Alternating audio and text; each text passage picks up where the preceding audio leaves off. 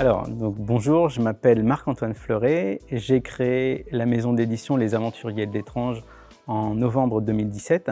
C'est une maison d'édition uniquement bande dessinée orientée jeunesse qui est basée à Saintes en Charente-Maritime.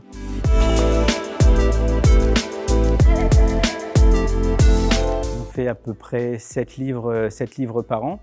Les albums, on peut les trouver assez facilement partout puisqu'ils sont diffusés et distribués sur tout le territoire national, Belgique aussi et puis Suisse. Le début de la structure s'est fait, c'était une volonté de ma part, c'était un changement de vie. J'avais la volonté de faire quelque chose qui avait du sens. Donc créer, je voulais faire... Les livres étaient un bon moyen parce que je voulais faire rêver les gens, je voulais donner du merveilleux aux enfants. Et donc au début, les choses ont commencé un petit peu comme si toutes les planètes s'alignaient. Avant que la structure existe, j'ai écrit une liste idéale d'auteurs avec qui j'aimerais travailler dans l'absolu, sans me soucier de savoir si c'était possible ou non. Sur cette liste-là, il y avait 2 personnes avec qui ça a été facile de travailler directement sans aucun intermédiaire. Et c'est ce qui a permis de démarrer la structure. Donc au début, il y a eu Pierre Vininger, qui est un auteur des années 80, qui est mort il y a 7 ans et qui me faisait rêver quand j'étais petit. C'est de l'aventure entre Adèle Blanc-Sec et Blake et Mortimer. Ça se passe à Paris en 1909. Il y a toujours des problématiques avec l'Égypte. Et quand j'étais petit, vraiment j'adorais. Et j'avais jamais compris pourquoi personne n'avait réédité cet auteur-là. Donc là, ça a été très facile de travailler avec les enfants de Pierre Vininger pour rééditer ces albums. À l'heure actuelle, il y en a 5 qui ont revu le jour. Et à côté, en même temps, il y avait un auteur espagnol qui s'appelle Pedro Rodriguez, qui habite à côté de Barcelone et qui avait publié au début des années 2010 chez Glénat et Emmanuel Proust Éditions. Et encore une fois, c'est pareil, c'est des albums que j'adorais. Et donc j'ai pu rencontrer Pedro Rodriguez, le contact est tout de suite passé. Et grâce à Pedro Rodriguez, j'ai découvert d'autres auteurs espagnols. Et petit à petit, je me suis... Pedro Rodriguez, c'est quand même le début de cette collaboration avec des auteurs étrangers, parce que petit à petit, je me suis tourné vers d'autres auteurs étrangers, donc en Espagne, mais aussi en Roumanie, au Danemark, en Italie, bientôt en Allemagne, en Russie, et je me suis aperçu que c'était quelque chose que j'aimais vraiment, parce que dans mes albums jeunesse, c'est toujours de l'aventure, du merveilleux, du fantastique. Mais en fond, ma mère étant instite, donc je pense que ça a dû déteindre sur moi. Pour moi, c'est très important que les albums puissent s'adresser à tout le monde. Et en fond, il y a toujours des grands questionnements un petit peu universels, comme la fougue de la jeunesse, ou l'héritage du passé, ou trouver sa place dans la société. Et en fait, ces grandes questions universelles traitées par des cultures et des sensibilités voisines de la nôtre, eh bien, je me suis rendu compte que j'adorais ça. Il y avait un petit décalage, un charme un peu différent que je recherche vraiment. Voilà, donc là, le début, ça a été ça. Et petit à petit, je savais dès le début, déjà en appelant la structure Les Aventuriers de l'Étrange, je voulais qu'on donne ce que... Je voulais indiquer ce qu'on allait trouver dans mes albums. Donc voilà, donc de l'aventure, de l'étrange, du merveilleux, du fantastique. Et c'était voilà, ce regard aussi tourné vers l'étranger, comme je le redis, faire rêver les gens, donner du merveilleux aux gens pour essayer d'aborder le monde un petit peu différemment. Moi, depuis tout petit, je lis des bandes dessinées et il y a des auteurs comme Pierre Vininger qui m'ont fait vraiment rêver et qui ont mis des images vraiment indélébiles dans ma tête. Donc si je pouvais...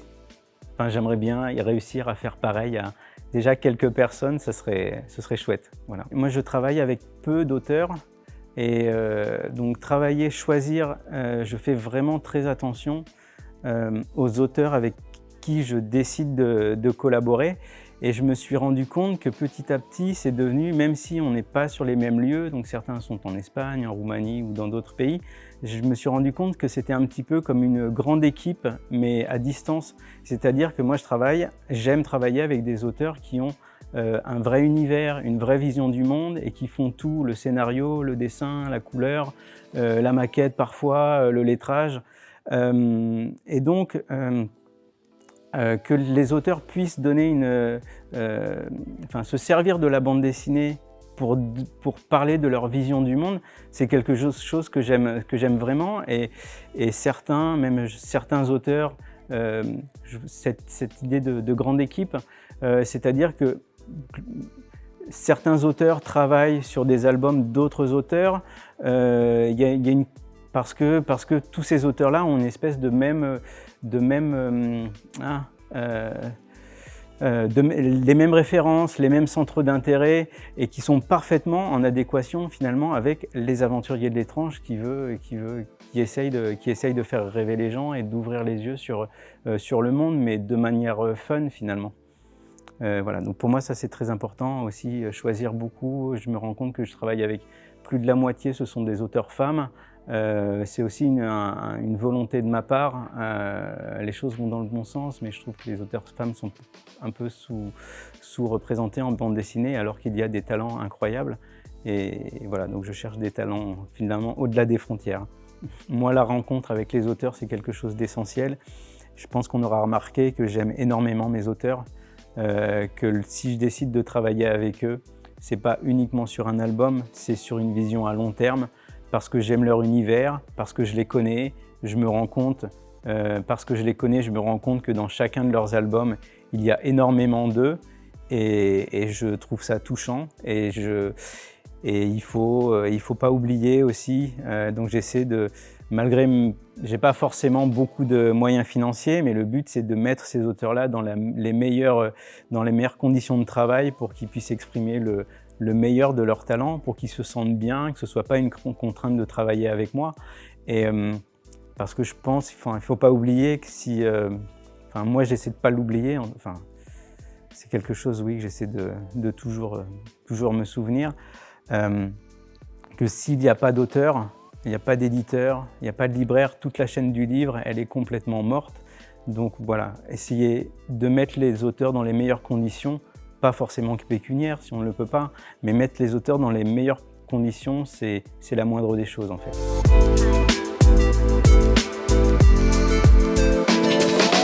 Je vais parler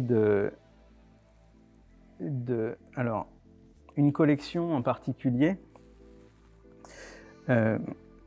Donc ça rejoint complètement ce que je disais sur s'ouvrir, ouvrir les yeux au-delà des frontières. C'est-à-dire, donc j'ai une collection qui a débuté sur les contes de Grimm. Il y a à peu près un album qui sort tous les 8-10 mois. Le principe de cette collection, c'est que chaque auteur s'approprie un conte de Grimm de son choix pour en faire ressortir le merveilleux. Donc bien sûr avec plusieurs niveaux de lecture, mais pour que ce soit accessible à partir des 7 ou 8 ans. C'est très important. Je me suis rendu compte aussi que c'était... pourquoi cette collection est importante à mes yeux, c'est parce que dans ma démarche éditoriale, on est exactement raccord avec les contes. C'est-à-dire que les contes sont des histoires que les gens se sont racontées au fil des siècles et qui ont traversé les frontières. Donc nous, on s'est basé sur les contes des frères Grimm, des récolteurs de contes allemands, mais il se trouve qu'il y a exactement le même genre de personnes en Roumanie, en la personne de Ispirescu. En France, il y a également Perrault qui a fait un peu le même type de travail. Et donc, proposer à des auteurs de tout pays de s'approprier des contes, de mettre d'eux-mêmes, c'est exactement la même démarche que dans les années passées, quand des gens racontaient des contes à leurs proches au coin du feu, où ils mettaient pour certains, selon leur sensibilité, un petit peu plus d'humour, un peu plus de terreur. Et donc c'est ça, donc c'est vraiment cette volonté de ne pas proposer des contes, des adaptations scolaires. Pour moi, c'est super important que l'auteur s'approprie le conte pour parler de ses propres interrogations. Donc, certains contes, certaines adaptations comme celui-ci est très fidèle à la version des frères Grimm. Sur celui-ci, l'auteur prend beaucoup plus de distance, mais finalement, c'est pas grave. On me demande souvent, lorsque je présente mes livres, mais est-ce que c'est la vraie version? Et j'ai envie à chaque fois de répondre, mais quelle est la vraie version des contes, puisque ce sont des choses qui ont traversé les frontières. Donc voilà, cette démarche-là de travailler chaque fois avec des auteurs différents qui s'approprient le conte et en faire un vrai travail d'auteur, c'est ultra important pour moi, et c'est super raccord avec mon souhait d'élargir le champ de vision au-delà des frontières. Donc pour l'instant, 4 tomes sont sortis. Hop. Le premier, Les lutins et le cordonnier, par un scénariste américain, Martin Powell, et un dessinateur espagnol, Pedro Rodriguez. Un second tome, Le bal des 12 princesses, par la roumaine Maria Surducan. Un troisième tome, Le conte du genévrier, par Nouria Tamarit, une auteure espagnole. Et le quatrième tome, À la recherche du dimanche perdu, qui est une adaptation de Dame Hall par Ileana Surducan, une auteure roumaine également. Et on est actuellement en train de travailler sur un 5e tome par l'italienne Maurizia Rubino, qui devrait sortir en février, je pense. Et dans mon choix également, lorsque je décide de travailler sur un de ces contes, quand j'ai identifié l'auteur à qui je souhaite proposer de travailler sur ce projet, je leur laisse le choix total de choisir le conte de Grimm de leur choix. En tout, il y en a 252. Et mon but, c'est que l'auteur se sente bien avec ce conte-là pour pouvoir se l'approprier au maximum. Pour moi, c'est important de faire une adaptation de conte, mais également de proposer un livre de cet auteur-là, de sorte que chaque album ait son identité propre et une vraie personnalité. Donc c'est pas forcément les contes les plus connus, mais c'est pas grave finalement. Pour moi, l'important, c'est que l'auteur se sente bien avec le conte qu'il souhaite raconter. Voilà. Je vais parler de ce livre-là, Toubab, qui est pour l'instant notre meilleure vente. C'est un album finalement qui prend un peu la tangente de la ligne éditoriale Les Aventuriers de l'étrange. Là, il n'y a pas de sorcière, il n'y a pas de magie, il n'y a pas de monstre. Mais parce que j'aime le travail de cet auteur avec qui j'ai commencé à travailler, on a déjà fait 3 albums en plus de celui-là. Donc je me mets un petit peu en décalage par rapport à ma ligne éditoriale, mais je me suis rendu compte que c'est également totalement raccord avec ma vision de la bande dessinée. C'est l'histoire d'une grande adolescente de 17 ans qui part suivre sa mère en voyage humanitaire au Sénégal. Et cette jeune adolescente européenne ultra connectée, qui regarde Netflix, qui a plein d'amis, donc une jeune fille européenne moderne, comme il y en a des milliers. Une fois arrivée au Sénégal, c'est un choc culturel tellement énorme que ça remet en cause toute sa perception de la vie finalement. Et cet album, c'est un voyage initiatique sur une jeune fille qui, parce qu'elle découvre un nouveau monde, s'interroge sur sa vie à elle. Donc c'est un album extrêmement bienveillant. À aucun moment, l'auteur, qui se base en plus sur sa vraie expérience, parce qu'elle est allée également elle-même découvrir le Sénégal, et ça a été pour elle un choc de culture, et ça a remis en cause beaucoup de choses dans sa vie. Donc l'auteur, ce livre est une autofiction, elle se base sur son expérience personnelle pour parler de son cheminement intérieur. Ce livre-là, c'est un espèce de voyage initiatique, et j'en suis extrêmement fier, mais comme tous les autres albums. Et je me rends compte, le message finalement de ce livre-là, c'est s'ouvrir sur le monde, ne pas avoir de préjugés, laisser sa chance à tout le monde.